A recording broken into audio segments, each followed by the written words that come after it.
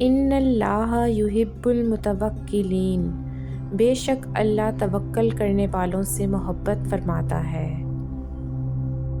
الحمد للہ رب العالمین والصلاة والسلام علی سید المرسلین، اما بعد فاعوذ باللہ من الشیطان الرجیم، بسم اللہ الرحمن الرحیم۔ ربنا آتنا فی الدنیا حسنۃ وفی الآخرۃ حسنۃ وقنا عذاب النار۔ آج ہمارا ٹاپک ہے امام مہدی کے بارے میں۔ نبی کریم صلی اللہ علیہ وآلہ وسلم کی پیشن گوئیاں اور حضرت امام مہدی کا بیان۔ حضرت امام مہدی کے خروج کے بارے میں اہل سنت و جماعت کا 1400 سال سے یہ نظریہ ہے کہ وہ آخری دور میں تشریف لائیں گے اور امت مسلمہ کی قیادت کریں گے، اللہ کی زمین پر قتال فی سبیل اللہ کے ذریعے اللہ کا قانون نافذ کریں گے، جس کے نتیجے میں دنیا میں امن و انصاف کا بول بالا ہو جائے گا۔ آج ہمارے ملک میں یہ چرچا عام ہے کہ امام مہدی کا ظہور کب ہوگا، تیسری عالمی جنگ کا ظہور کب ہوگا۔ وہ جانتے ہیں تیسری عالمی جنگ کے بارے میں کہ خون ریزہ بہت زیادہ ہوگا، لیکن اس کے باوجود ہم خوش ہیں کیونکہ امام مہدی کا ظہور ہوگا اور اس کے بعد امن کا بول بالا ہوگا۔ حضرت عیسیٰ علیہ السلام تشریف لائیں گے اور دجال کا خاتمہ کریں گے۔ اللہ تعالی ہم لوگوں کو حضرت عیسیٰ کی فوج میں شامل ہونے کی توفیق عطا فرمائے، آمین یا رب العالمین۔ تو میرے مسلمان بہن بھائیوں، ڈر کس بات کا؟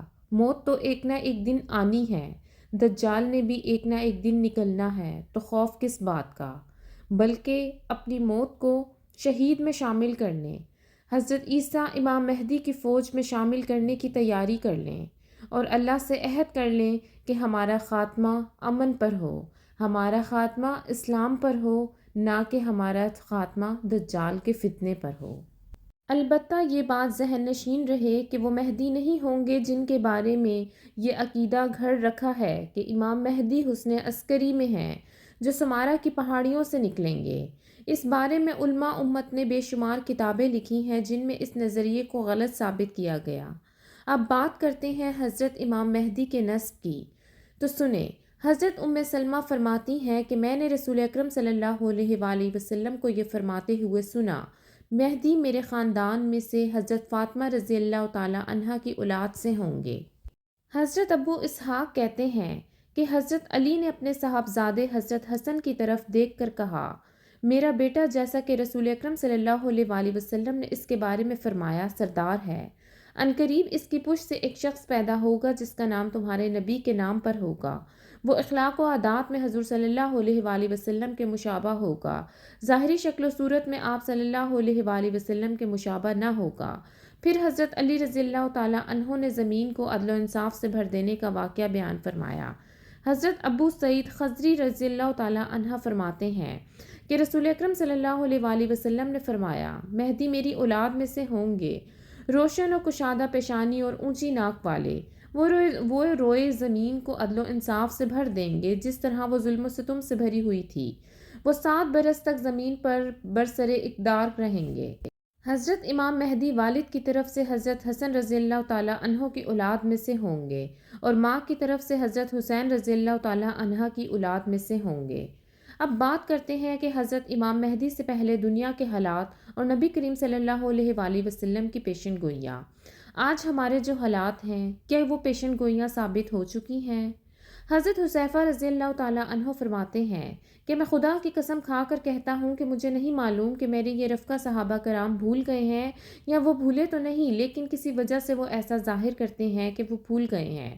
خدا کی قسم رسول اکرم صلی اللہ علیہ وآلہ وسلم نے کسی بھی ایسے فتنہ پرداس کو ذکر کرنے سے نہیں چھوڑا تھا جو دنیا کے ختم ہونے تک پیدا ہونے والا ہے اور جس کے ماننے والوں کی تعداد 300 یا 300 سے زیادہ ہوگی۔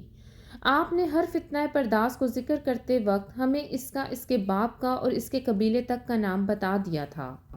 حضرت ابو ہریرہ رضی اللہ تعالی عنہ کہتے ہیں کہ رسول اکرم صلی اللہ علیہ وآلہ وسلم نے فرمایا، قیامت اس وقت تک قائم نہیں ہوگی جب تک کہ حجاز سے ایک آگ نہ بھڑک اٹھے جو بصرہ کے ہونٹوں کی گردن روشن کر دے گی۔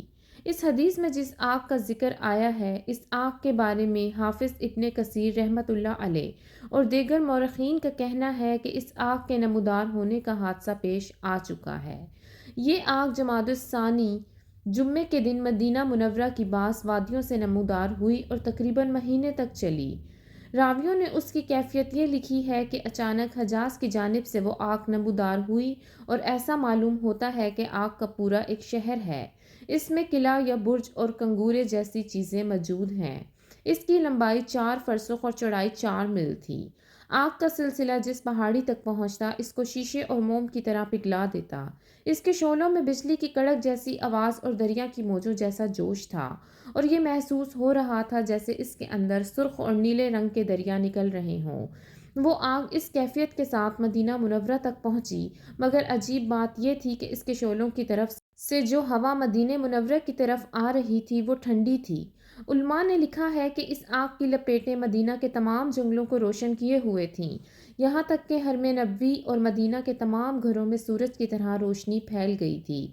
لوگ رات کے وقت اس کی روشنی میں اپنے سارے کام کاج کرتے تھے، بلکہ ان دنوں میں اس علاقے کے اوپر سورج اور چاند کی روشنی مانند ہو گئی تھی۔ مکہ مکرمہ کے بعض لوگوں نے یہ شہادت دی کہ وہ اس وقت یمامہ اور بصرہ میں تھے، تو وہ آگ انہوں نے وہاں بھی دیکھی۔ اس آگ کی عجیب خصوصیت میں سے ایک یہ تھی کہ پتھروں کو جلا کر کوئلہ کر دیتی تھی، لیکن درختوں پر اس کا کوئی اثر نہیں ہوتا تھا۔ کہتے ہیں کہ جنگل میں ایک بہت بڑا پتھر تھا جس کا آدھا حصہ حرم مدینہ کی حدود میں تھا اور آدھا حصہ حرم مدینہ سے باہر تھا۔ آگ نے اس آدھے حصے کو جلا کر کوئلہ کر دیا جو حرم مدینہ سے باہر تھا، لیکن جب آگ اس حصے تک پہنچی جو حرم میں تھا تو ٹھنڈی پڑ گئی اور پتھر کا وہ آدھا حصہ بالکل محفوظ رہا۔ بصرہ نے لوگوں نے اس بات کی گواہی دی، یعنی کہ بصرہ کے لوگ کہتے ہیں کہ ہم نے اس رات آگ کی روشنی میں جو حجاز سے ظاہر ہو رہی تھی بصرہ کے اونٹوں کے گردنوں کو روشن دیکھا۔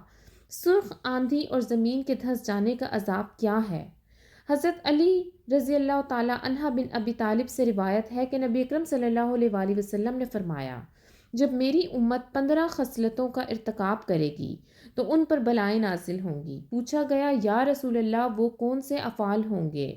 فرمایا جب مال غنیمت کو اپنی دولت سمجھا جائے گا اور امانت غنیمت کی طرح سمجھا جائے گا اور زکوٰۃ کو تاوان سمجھا جائے اور آدمی اپنی بیوی کی اطاعت کرے گا اور اپنی ماں کی نافرمانی کرے گا اور اپنے دوست کے ساتھ احسان کرے گا اور اپنے باپ کے ساتھ بے وفائی کرے گا اور مساجد میں آوازیں بلند کی جائیں گی اور قوم کا سب سے ذلیل آدمی قوم کا حاکم ہوگا اور آدمی کا اکرام اس کے شر سے بچنے کے لیے کیا جائے گا اور شراب پی جائے گی، کثرت سے پی جائے گی اور مرد ریشم پہنیں گے اور گانے والیاں اور گانے بجانے کے آلات بنائے جائیں گے اور اس امت کے بعد کا طبقہ پہلے لوگوں پر لعنت کرے گا، پس اس وقت انتظار کرنا کہ سرخ آندھی کا یا زمین کے دھنس جانے کا یا چہرے منسخ ہو جانے کا۔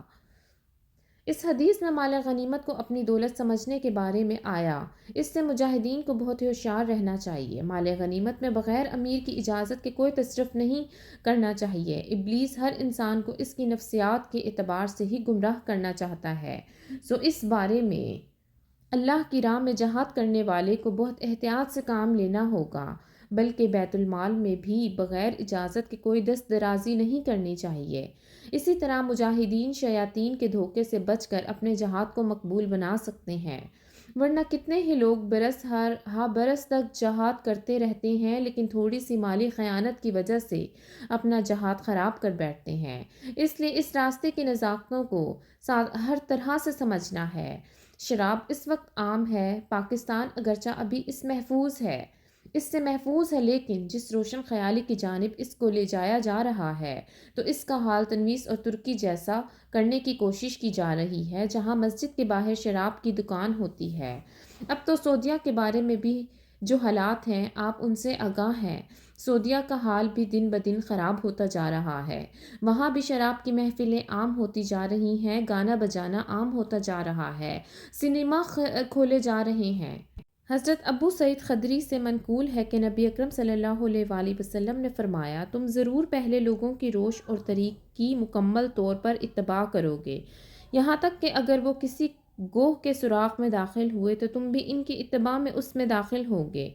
حضرت ابو ہریرہ رضی اللہ تعالیٰ عنہ فرماتے ہیں کہ آپ صلی اللہ علیہ وآلہ وسلم سے ہم نے دریافت کیا، یا رسول اللہ، پہلے والوں سے مراد یہود و نصاری ہیں؟ تو آپ صلی اللہ علیہ وآلہ وسلم نے فرمایا، تو اور کون ہے؟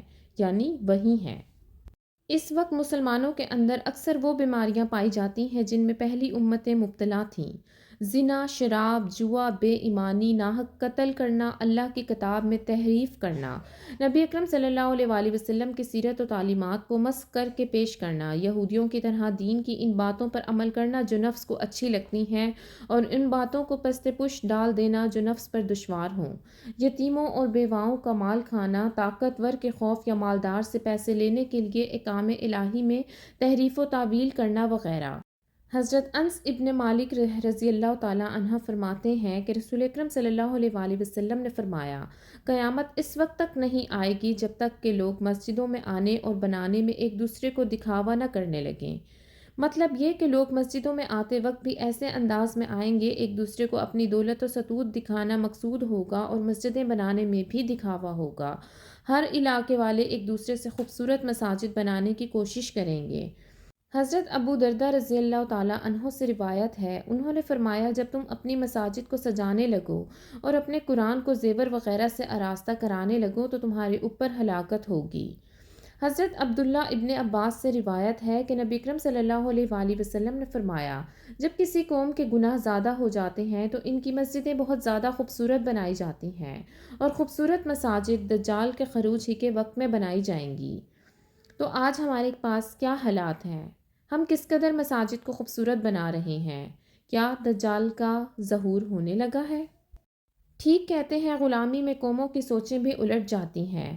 آج اگر کسی علاقے میں خوبصورت مسجد نہ ہو تو اس علاقے والوں کو یوں سمجھا جاتا ہے جیسے اللہ کے ساتھ ان کا کوئی تعلق ہی نہیں ہے، جبکہ جہاں مسجد خوبصورت بنی ہو تو ان کو کہا جاتا ہے کہ یہ بڑے دیندار لوگ ہیں، لیکن یہ کسی کو پتہ نہیں کہ اللہ کی نظر میں ان کی کیا حقیقت ہے۔ اگر کوئی اہل دل ان احادیث کا عملی ترجمہ کرنا چاہتا ہے تو کچھ دن ان علاقوں کو مسجدوں میں سجدے کر کے دیکھیں جہاں مسجدیں کچی اور سادہ ہوتی ہیں، پھر اس کو سجدوں کی حلاوت کا احساس ہوگا۔ حضرت علی سے منقول ہے کہ قریب ہے کہ لوگوں پر ایسا وقت آئے گا، اسلام کا صرف نام باقی رہ جائے گا اور قرآن کے صرف الفاظ رہ جائیں گے، وہ مسجدیں تعمیر کریں گے حالانکہ وہ اللہ کے ذکر سے خالی ہوں گی۔ اس زمانے میں لوگوں میں سب سے بدترین علماء ہوں گے، انہی سے فتنے نکالیں گے اور انہی میں واپس لوٹیں گے۔ اگرچہ اس وقت مسلمانوں کی تعداد 1,40,00,000,000 تک ہے، لیکن اسلام کی حالت کیا ہے کہ کسی ایک ملک میں بھی اسلامی نظام نہیں ہے۔ ایک سعودیہ تھا، اس کا بھی نظام آپ کے سامنے ہے، باقی ممالک تو دور کی بات ہے۔ آپ صرف سعودیہ کا حال ہی دیکھ لیں۔ زبان سے تو سب کلمہ پڑھ رہے ہیں کہ اللہ تیرے سوا کسی کو حاکم نہیں مانیں گے، لیکن عملاً صورتحال یہ ہے کہ اللہ کو چھوڑ کر سینکڑوں معبود حاکم بنا رکھے ہیں۔ سجدے میں گر کر اللہ کی برتری کا اعلان کرنے والوں کی تعداد تو بہت ہے، پر حقیقت یہ ہے کہ انہوں نے اللہ کی حاکمیت اعلیٰ کو انسانوں کے بنائے ہوئے کفریہ جمہوری نظام کے ہاتھوں فروخت کر دیا ہے۔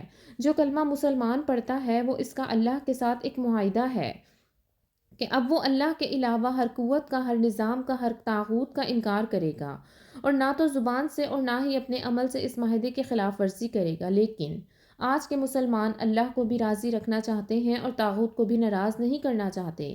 قرآن نے ایسے لوگوں کے بارے میں فرمایا، یہ گمراہی اس وجہ سے ہے کہ انہوں نے ان کافر لوگوں سے جنہوں نے اللہ کے نازل کردہ یعنی قرآن سے نفرت کی، یہ کہا کہ ہم بعض باتوں میں تمہاری پیروی کریں گے، یعنی قرآن ساری باتیں نہیں مانیں گے، کچھ تمہاری بھی مانیں گے۔ تو یہ وہی حال ہے جو آپ دیکھ رہے ہیں۔ اس روایت میں علماء سے مراد علماء سو ہیں۔ علماء سو کے بارے میں حضرت شاہ ولی اللہ محدث دہلوی فرماتے ہیں، اگر بنی اسرائیل کے علماء کا حال دیکھنا ہے تو علماء سو کو دیکھ لو۔ اب بات کرتے ہیں سود کے عام ہو جانے کی۔ حضرت ابو ہریرہ رضی اللہ تعالیٰ عنہ سے منقول ہے کہ نبی اکرم صلی اللہ علیہ وآلہ وسلم نے فرمایا کہ لوگوں پر ایسا زمانہ آئے گا اس میں لوگ سود کھائیں گے۔ حضرت ابو ہریرہ رضی اللہ تعالیٰ عنہ فرماتے ہیں کہ کسی نے پوچھا، کیا تم لوگ سود کھائیں گے؟ تو حضرت محمد صلی اللہ علیہ وآلہ وسلم نے فرمایا، ان لوگوں میں سے جو شخص سود نہیں کھائے گا اس کو سود کا کچھ غبار پہنچے گا۔ یہ حدیث اس دور پر کتنی صادق آتی ہے۔ آج اگر کوئی سود کھانے سے بچا ہوا بھی ہے تو اس کو سود کا غبار ضرور پہنچ رہا ہے، اور نام نہاد دانشوروں کے ذریعے سودی کاروبار پر اسلام کا لیبل لگا کر امت کو سود کھلانے کی کوشش کی جا رہی ہے۔